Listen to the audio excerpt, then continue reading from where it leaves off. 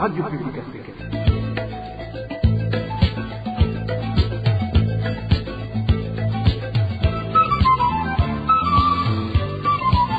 Radio Publique Africaine.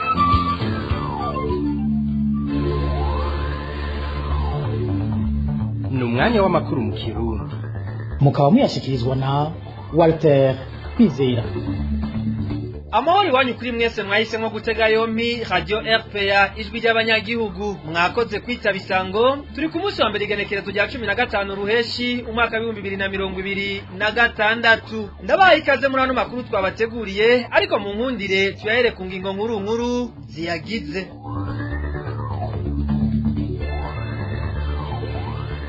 Mugiatamu turaboneka mu bijanye n'inyuruzwa rya Shadia Mukaremera yahora akorera umurwi w'igihugu ujejwe gateka kazi na muntu CNDH. Abakozi b'uwo murwi basaba ko umunyamabanga mukuru wa CNDH atarugendo rwo hanze y'igihugu yojamwo kuko yohava agenda mazima yongo kandi hari ivyo yagirizwa.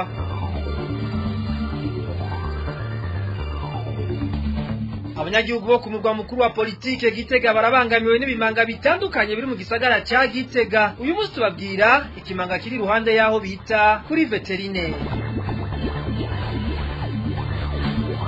Nayo mu makuru y'inkino tubayagira ku bijanye n'ihiganwa rya basketball mu Burundi, aho inyuma y'indwi 20 iryo higanwa rimaze ririko riraba, imigwi ya Dinamo n'Urunani inganya amanota. Aha nariko nca ku masonga mu kanya ni muri mwimwe ukwayo.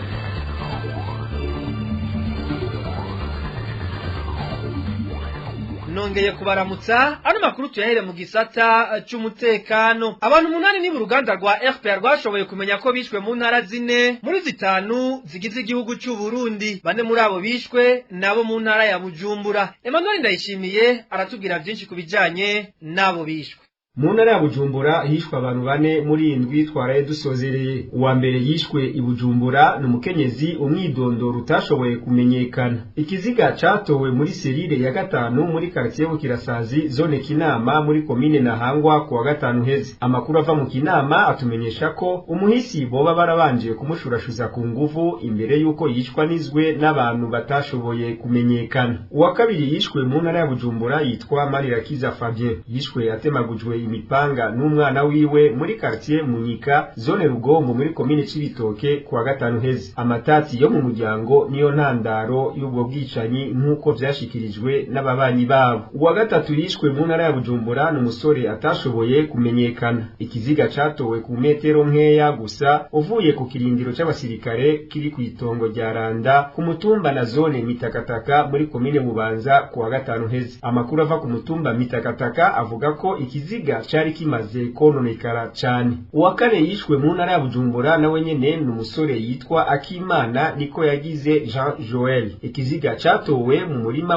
w'irengarenga muri zone Kamenge ya commune Ntahangwa ku wa mbere uheze. Amakuru ava mu muryango avuga ko uwo musore yari yavuye muhira ku munsi wa Mungu igenekerezo ry'indwi uku kwezi. Yaba muri quartier Mutanga Nord mu gisagara ca Bujumbura. Mu ntara ya Buhumuza naho hishwe abantu 2 muri indwi twaraye turangije. Uwa mbere yishwe mu ntara ya Burunga yitwa Vena Burengera. Yishwe acumiswe imbugita n'umukenyezi wiwe yitwa Madeleine acaja guta ikiziga mu murima w'ibiharage ku mutumba Gatungugwe zone na commune Cankuzo mu ntara ya Buhumuza ku munsi wa 6 heze. Amakuru ava mu Cankuzo avuga ko uwo mukenyezi nyene gukora iryo bara yarasanzwe afise ingwara yo mu mutwe. Uwa kabiri yishwe mu ntara ya Buhumuza n'umukenyezi yitwa Banyansekera Imerde. Yishwe akekwa kuburozi ku mutumba Ngara zone na commune Butihinda ku munsi wa 3 heze. Abantu 3 bakekwa kubwo bwicanyi bari mu butungane. Mu ntara ya Burunga naho hishwe umuntu umwe muri indwi twaraye dusozereye. N'umutama yitwa Gaspar Kabanyegeye, umutama w'imyaka 65. Ikiziga catowe aho bita kwirigara rya Rorero ku mutumba Rorero zone Kayero muri commune Musongati ku munsi wa kane uheze. Amakuru ava muri komine Musongati avuga ko uwo mutama yategerewe n'abantu bataramenyekana atasha avuye mu bunwero buri hafi yo mu rugo rwiwe, kandi ko abamwishe bamukubise ikintu mu mutwe kuko mu ruhanga yari afise ibikomere. Uwanyuma uruganda rwa RPA rwamenye ko yishwe muri indwi twaraye dusozereye n'uwo mu ntara ya Gitega, n'umwigeme yitwa Emeline Ndayizeye w'imyaka 24. Ikiziga catowe kiboshe ku nkengera z'uruzi Nyakijanda hafi y'umutumba Macu muri komine Gitega kuwa gatatu heze. Amakuru ava Gitega avuga ko icatumye yishwa nikiramenyekana, akaba yaramaze umunsi umwe yarabuzwe irengero.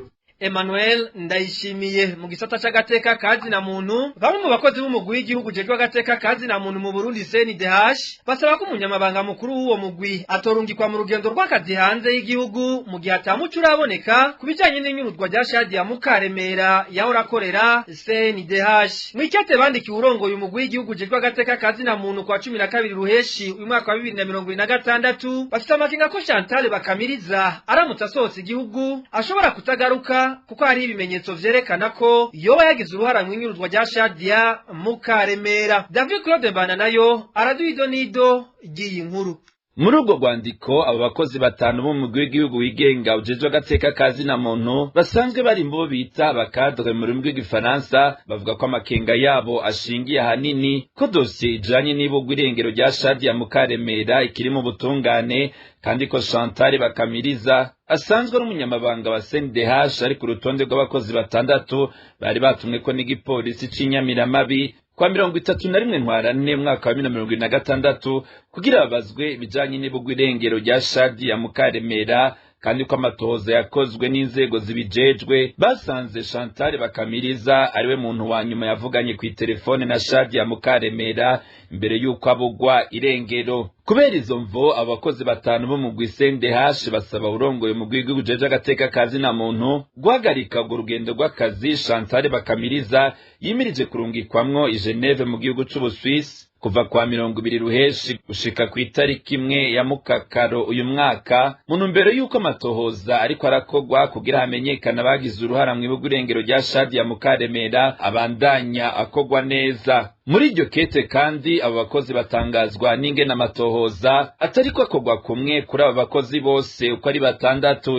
Ivyo bakabivuga bafatiye ko kuva kwa 31 ntwarante uyu mwaka umunsi bitaba mu gipolisi c'Inyamiramabi amatelefone yabo yafashwe, ariko Chantal Bakamiriza akaba gifise telefone yiwe ngendanwa gushika uyu munsi, akaba kandi yarumvirijwe ukwiwe. Abo bakozi bakanegura kandi ko batigeze bahabwa icegeranyo cemeza ko telefone zabo zafashwe, procès verbal de saisie mu rurimi rw'igifaransa. Abo bakozi bakibaza nimba izo telefone zarafashwe ku mvo z'amatohoza icatumye ya Chantal Bakamiriza yoyo idafatwa. Ikindi abakozi bavuga nuko amatohoza yizewe bakoze basanze urutonde rw'abakurikiranwa ku bijanye n'ibugwa irengero rya Mukaremera rwarakozwe na Chantal Bakamiriza. Ivyo vyose bikerekana ku bwabo ko umunyamabanga wa CNDH afise ivyo anyegeza. Mu gusozera urwo rwandiko abakozi basaba urongoye mu CNDH Musenyeri Martin Blaise Nyaboho gukorana n'urwego rurongoye CNDH hamwe n'abakomisere b'uwo mugwi kugira Chantal Bakamiriza ntasohoke igihugu iyo dosiye y'ibugwa irengero rya Shadia Mukaremera itararangira ngo hamenyekane ababigizemwo uruhara. Ku bw'abo bakozi ivyo bigenze gutyo vyotanga ishusho nziza ku mugwi w'igihugu wigenga ujeje agateka kazi na muntu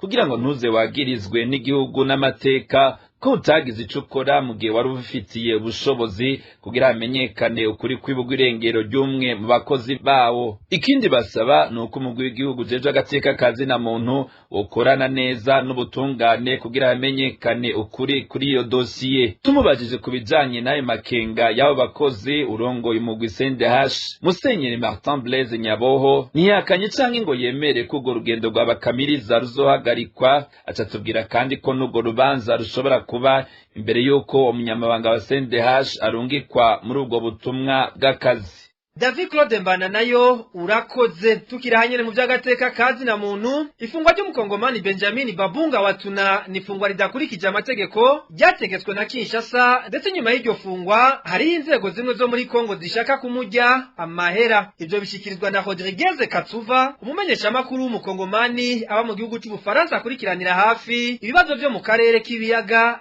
binini. Uyu mumenyesha makuru akavuga ati nduguruye twamugina mu gihe Burundi aribwo burongoye ubumwe bwa Afrika, igishobora kuba iyindi shusho mu makungu nuko intambwe ya mbere ari yukurekura uwo mumenyesha makuru ndugaye twamugina. Dukurikire Rodriguez Katuva yasubiwemo mu Kirundi na mugenzi wacu Clovis Niyonzima. Donc, c'est que moi je pense de cette arrestation, c'est que c'est quelque chose d'arbitraire qui a été commandité par Kinshasa, il a été trahi par des agents de l'ANR. Iryo fungwa rya Benjamin Babunga ni fungwa ridakurikije amategeko yategetswe na Kinshasa, ndetse yahemukiwe n'abakorera inzego nka ANR, urwego rujejwe iperereza muri Kongo, na Ademiape, urwego rujejwe iperereza rya gisirikare muri Kongo. Izo zose zahunze Goma, ubu ziri mu Burundi zifuza kumukuramwo amahera.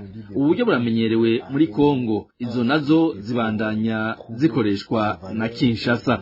Ubutumwa bwanje ku Burundi nuko butojana nabwo uyu munsi Uburundi burongoye ubumwe bwa Afrika ni igikorwa gikomeye, nibwaba bushaka kwerekana ishusho nziza. Icyambere bwatereza gukora no kurekura Benjamin canke bakamubwira ko guhera uyu munsi atacemerewe kuba ku butaka bw'u Burundi, utyo agasubira iyo yajava. Benjamin n'umuntu yitaho ivyakahise, n'umuntu kandi akunda akarere avamwo, n'umuntu aja hirya no hino kuraba ibijanye n'ivy'ubukoroni n'akahise kafatiye ku bukoroni bwakozwe n'ababirigi. Iri fungwa ryiwe rije ricafuza Burundi mu gihe bwariko bukora ngo yandikishe izina rishasha mu makungu. Muri make rero ico dusaba nuko Benjamin Babunga yorekugwa agasubira mu muryango wiwe. Turazi ko Kinshasa iri kwikora uko ishoboye kugira ngo izi by'amajwi yose, ariko ico mwomenya nuko Benjamin Babunga atari umunyepolitike, ahubwo asanzwe akorera mu mashirahamwe afasha abagowe. Nico ari si umunyepolitike na gato, eka ndetse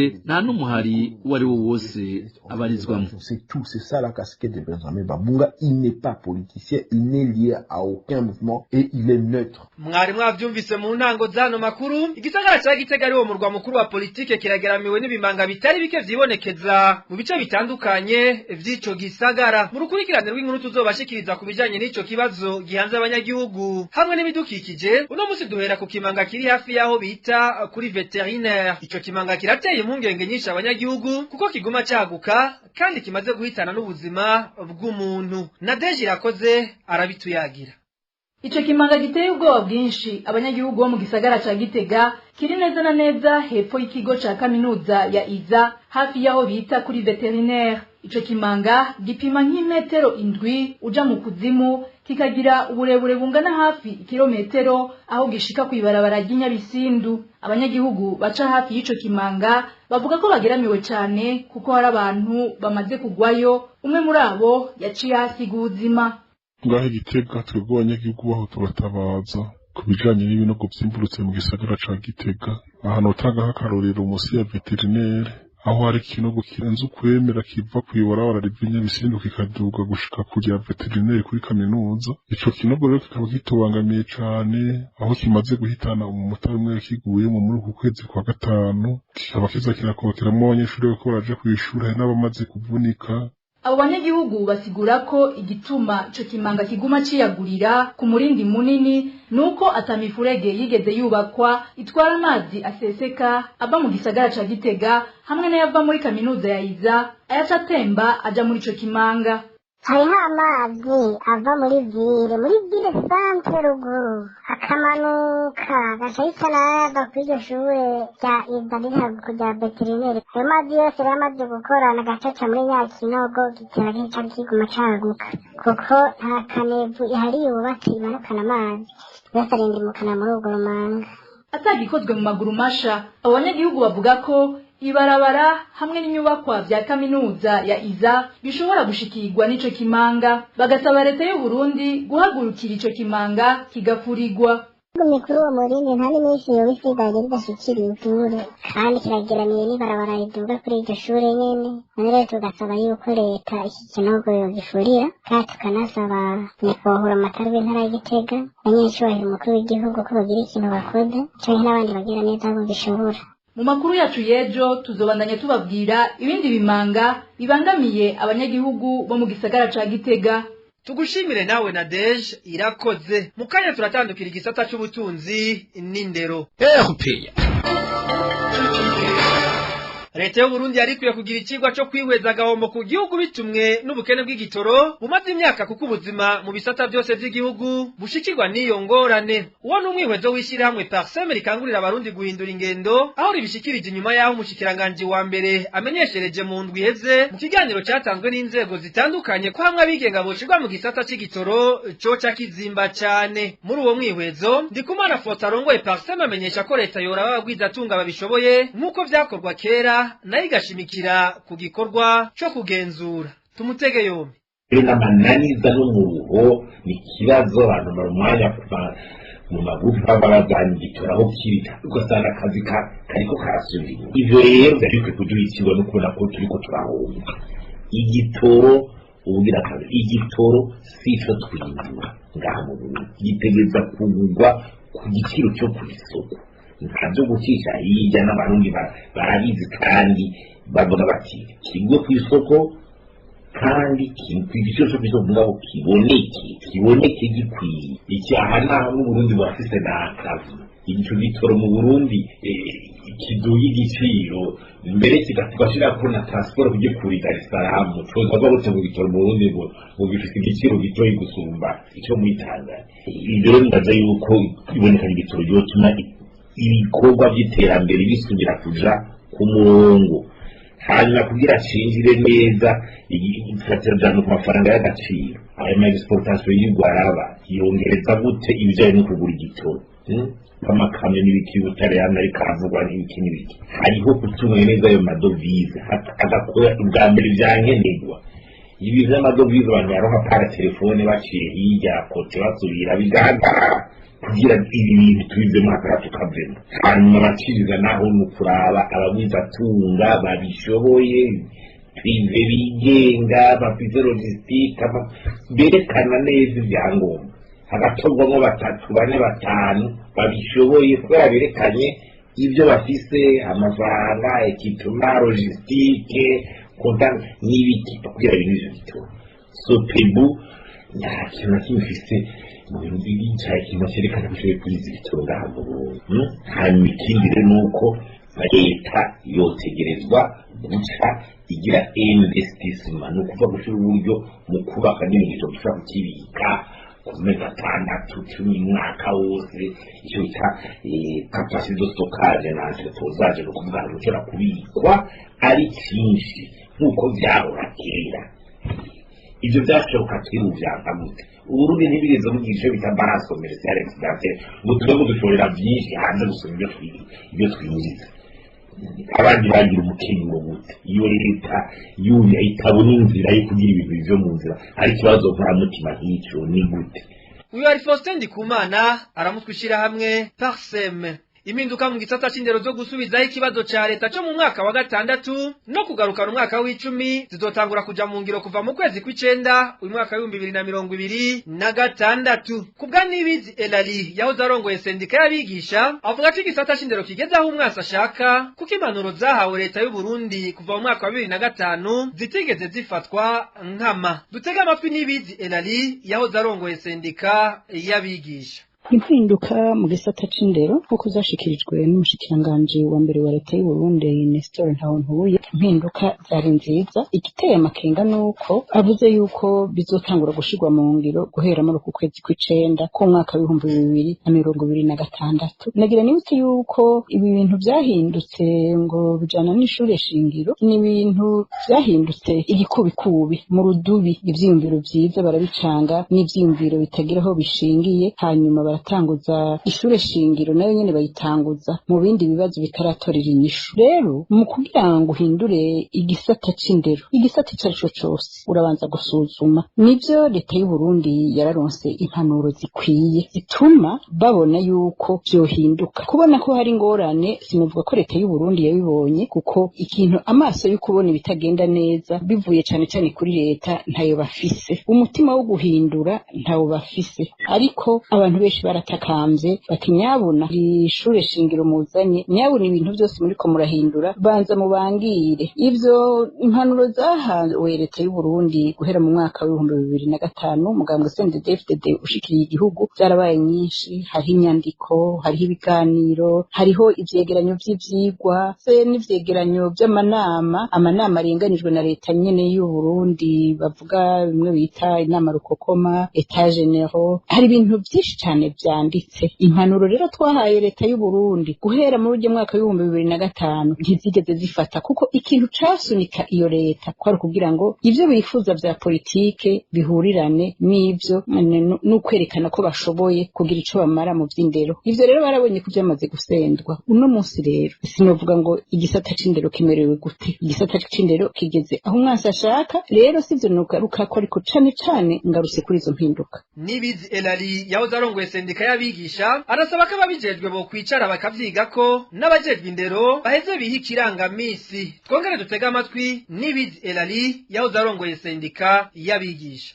Ndabasavye ivyo byose babiyumvira ko bihinduka, bicare babiyage babiganire n'abahinga n'abajejwe indero babikurikirana abanyeshuri iminsi yose, mugabo bakaba aribo baza kwikorera ivyapfuye, baza kuvyagirizwa, baheze bihe ikirangamisi kijanye n'ingene ivyo bintu vyoja mu ngiro. Mbega bashaka gushika hehe? Kuko ivyo vyavuzwe n'ivyo n'umushikiranganje wa mbere, uburyo bwo kubishikako buri hehe? Ubwo buryo ndiko ndavuga icambere ni ukwiyemeza gushaka kwa politiki. Ivyo bikeneye uburyo buri mu mafaranga. Amafaranga azana yubaka amashuri, akora ibitabo, yigisha abigisha, yubaka ubwo buraro, asanura ibintu byose vyasambuwe na politike mbi, faranga yo kugarukana abajya bigisha bamaze iminsi bagenda. Rero ivyo byose nibabanze nimba mu ntango z'ukucenda kumbure ko ari inama nshinga amateka izotangura gukorera kuri ico kibazo mu mezi 3. Sinzi yuko ivyo byose bazoba bagize integuro ikwiye. Leta y'u Burundi ikaba yamaze kubishikiriza inama nshinga amateka, hanyuma muri uko kuhera mu kwezi kw'icenda bakarondera n'ibiganiro bikwiye, bakaronga ibintu byose bishoboka kugira ngo ico kibazo cyo mu mwaka wa 6 gitangwe. Bega abo bana bakoze ikibazo cyo mu w'icenda bazoca bajahe? Mwaka w'icumi niwe waza, bazoca biga iki? Mbega abo bana bari mu w'indwi atakoze ikibazo cyo mu wa 6 bazoca bajahe? Ivyigwa bizoba ari ibihe? Mbega bigisha bazokwigisha muri izo mpinduka zindi bazanye bazoba bigishijwe ryari? Bazoba bafise ubumenyi ubuhe? Gufata urugendo gukosora ivyasambuwe n'intwaro mbi si ikintu cyo gufata ingingo